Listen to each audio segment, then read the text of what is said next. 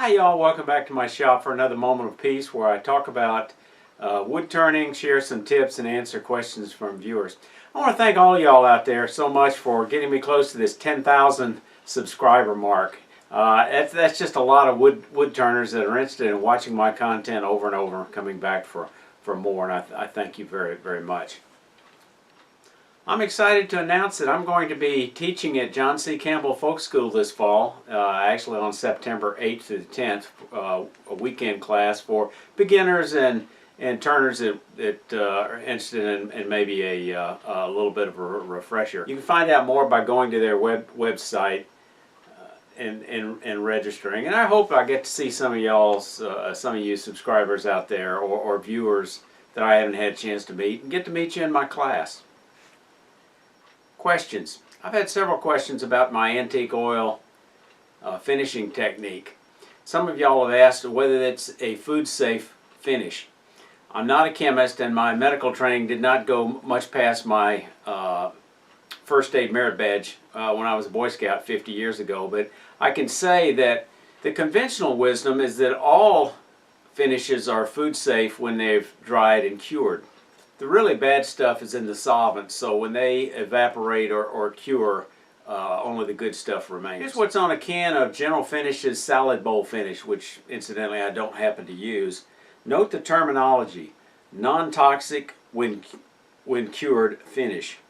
My understanding is that General Finishes spent a lot of money testing that statement in order they could actually use it in advertising.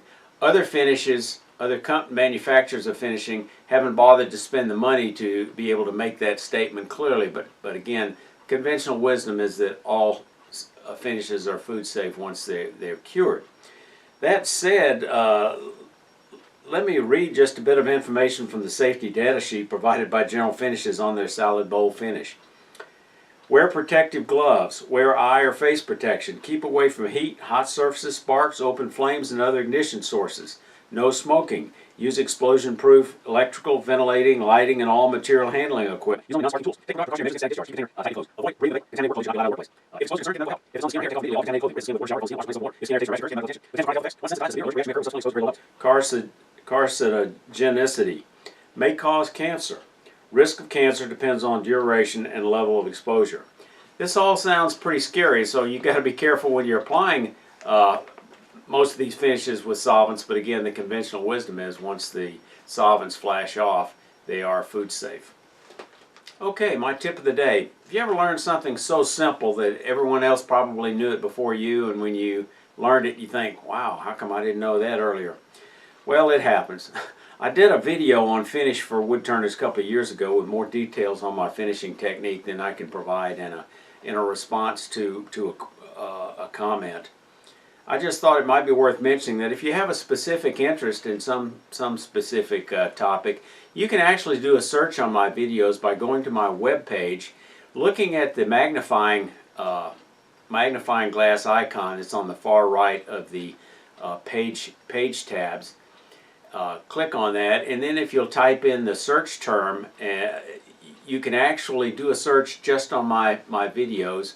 So if we put in antique oil, this is the result that we will get. Now, maybe that's not enough on looking at mine alone. You can actually do a search on YouTube of all YouTube videos, but you may wind up chasing a few rabbits. As seen here, if you put in antique oil and do a complete YouTube search, you wind up finding out information about antique oil lamps. This shout out's for Tom Puskar. I really loved your comment. I'm on my way to my wood pile to see if I have anything I can use for this project. Keep them videos coming. They're inspiring. Thanks a lot for that, Tom. I frequently mention the benefits of belonging to a wood turning club, and had a question by Ron Austin who commented, "There's not a club near me. How can I find out about starting one?" Go to the American Association of Wood Turners website, as shown here, www.woodturner.org, and click on the link to find a local chapter. They also have resources to start one if none is nearby. If you're new to this channel, click on the icon with my smiling face to subscribe. I want to point this out for new and old subscribers who may not be getting notifications of new videos, that if they click on the little bell button that's shown here next to the subscribe button. It'll bring up this dialog button. Click, put a check mark in that block that you want notifications, and then save it, and then you'll start getting the notifications if you're not getting them now. That's all there is to it. As always, I appreciate your comments and support. Y'all come back here.